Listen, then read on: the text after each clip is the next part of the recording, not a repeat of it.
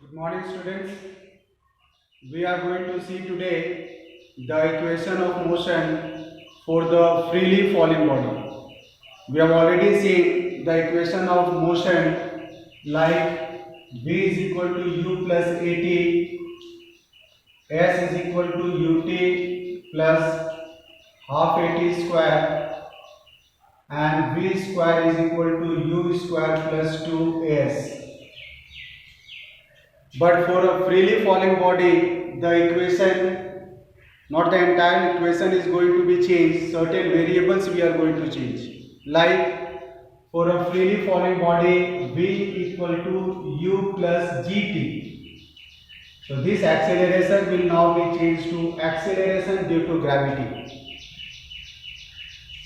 Similarly, this S will be changed to H, which is the height, and then ut plus half gt square.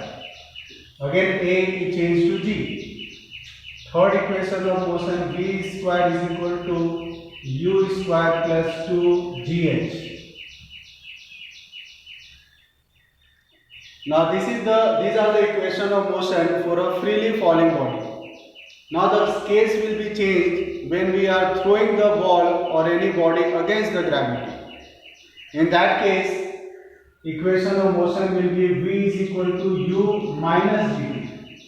No other changes will be there except this plus sign will be changed to minus sign. Similarly, H will be equal to UT minus half GT square.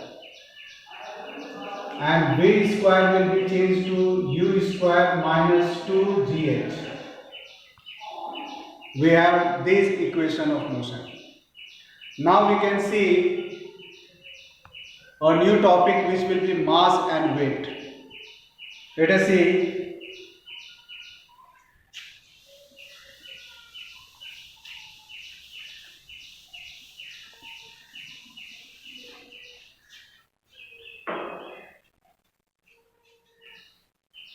Mass is the total quantity of matter in a body and its SI unit is kilogram,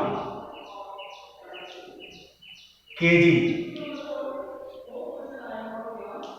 Once again, mass of a body is defined as the quantity of matter in a body, and weight is the force of gravity, or it is defined as the force at which the earth attracts the body, and its SI unit will be Newton.